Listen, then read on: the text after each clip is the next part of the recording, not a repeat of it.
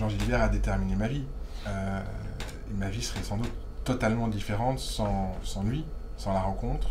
Je pense qu'on parlait d'empreinte, et c'est plus que l'empreinte au pochoir, c'est l'empreinte de la gravure, c'est l'empreinte qui dessine, qui façonne, qui détermine. Et en ce sens-là, j'ai eu la chance, puisque ma mère, ici présente, psychanalyste, était amie de Jean au centre Evelyne Jean Questabert, à 10 ans, d'avoir cette espèce d'émerveillement, de saisissement absolu, et d'avoir l'impression d'être en présence, en effet, suivant le titre de ton livre, de l'esprit du théâtre. Vraiment d'une espèce de daimon, en effet, de démon au sens païen du terme, pas au sens du tout chrétien du mal, mais une espèce de puissance de saisissement, même si Jean avait cette fascination du mal. Je me souviens, quand il est venu voir ma mise en scène de Richard III, on a eu une conversation après à la Closerie des Lilas sur le mal et sur l'incarnation du mal, et ces figures le fascinaient, que ce soit Vautrin, que ce soit... et donc, cette espèce de puissance, de présence-là, et oui, de génie dans tous les sens du terme. Et cette influence-là, il y en a eu deux dans ma vie. Il y a eu Jean, à 10 ans, pendant 30 ans, et puis Terzieff, la dernière année de sa vie, avec qui j'ai travaillé 1 an. Ce sont les deux phares qui, pour moi, trouaient le réel et ouvraient sur un autre univers et faisaient accéder tout un monde, enfin toute une autre scène, peuplée non seulement de personnages, de figures et d'essence. Et donc, pour moi, Jean, ça a été, selon un terme qui lui était très cher, une aventure.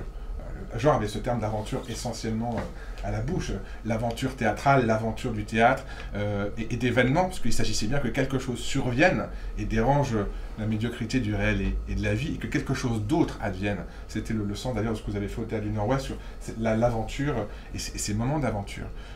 Donc, voilà, ça a eu cette détermination-là, et je pense qu'il vivait sa vie sur un mode héroïque, de l'aventure d'ailleurs, dans un rejet de l'institution tout à fait déterminé, dans une liberté qui était conquise, et qui aussi était un enseignement dans un monde de compromission perpétuelle.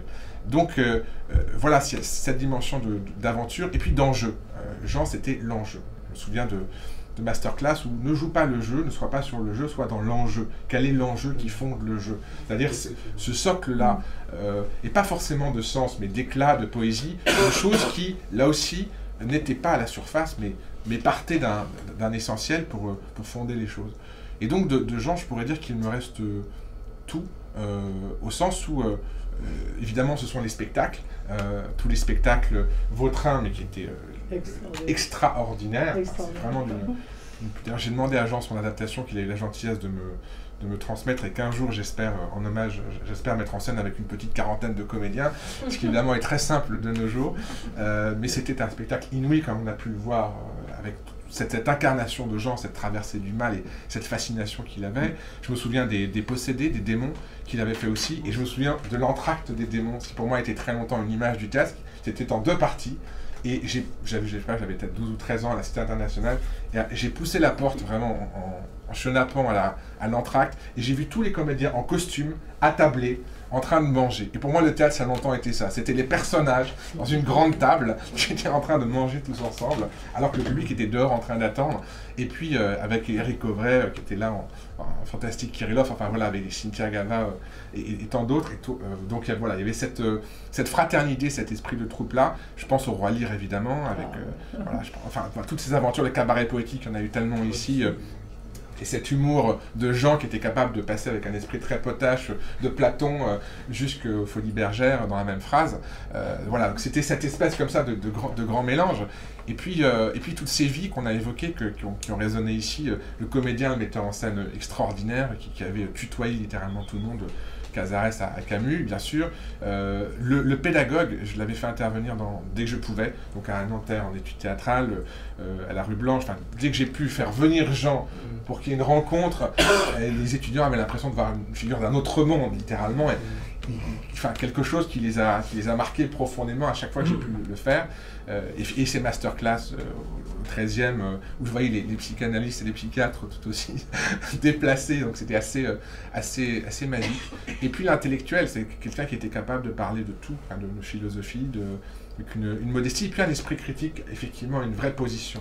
Et je me souviens d'une phrase qu'il avait souvent, c'est « pour moi ». Pour moi, ça veut dire ça. Donc de revendiquer une position qui était la sienne, ce qui laissait à la fois, comme tu le disais, l'esprit critique, le débat, mais en même temps qui assumait quelque chose. Donc il y a toutes ces vies-là qui résonnaient. Et puis les lieux, enfin, il me reste de gens, et maintenant, chaque fois que je passe dans un de ces lieux, je pense à lui.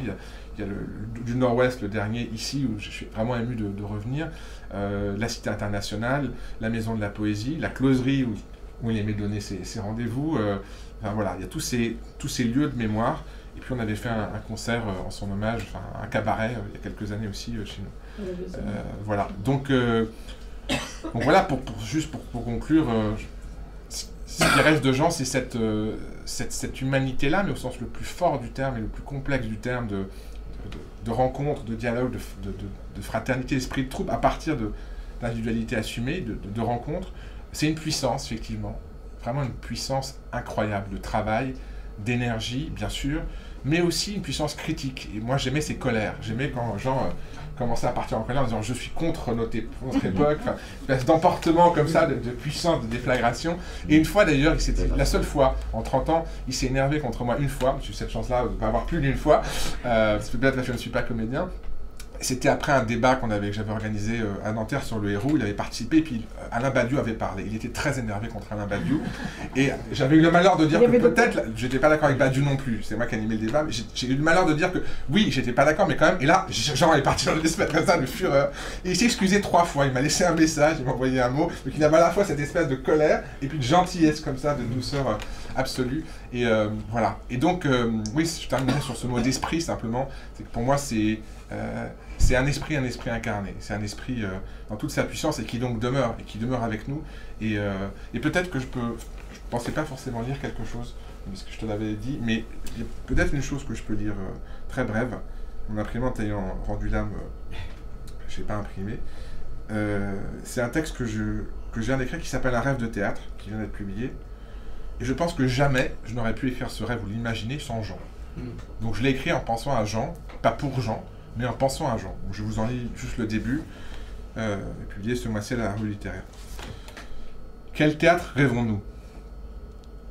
Si nous sommes faits de l'étoffe de nos rêves, si le monde est une scène peuplée d'acteurs aux multiples métamorphoses, si savoir qui je suis revient d'abord à savoir qui je hante, et surtout qui me hante, alors le lieu où prennent corps ces métamorphoses, ces hantises et ces rêves s'appelle un théâtre. Un lieu où irradie la vie, où tempête l'esprit, où s'incarne la parole en personne, où, une fois passé le seuil, les vivants viennent à notre rencontre, pour, au vortex d'un espace sacré enfin régénéré, nous plonger en des champs de force criblés de corps étrangers.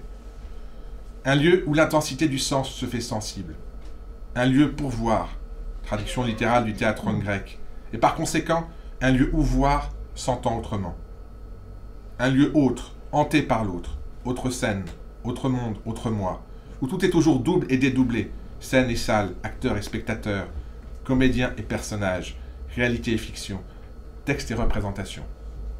Un lieu paradoxal, de lumière et de mystère, où surgissent des frontières aussi antiques qu'inouïes. Un lieu d'ambivalent partage, où la présence le dispute à la distance, la communion à la séparation, l'offrande à la dissipation, l'apparition à la perte, la révélation à la mystification. Un lieu protéiforme qui, ouvrant sur tous les imaginaires, abrite une infinité d'espaces. Un lieu pérenne et précaire, perpétuel par son évanescence même. Un lieu d'urgence et de résurgence qui brasse les âges, se joue des temporalités et traverse le temps. Voilà. Merci.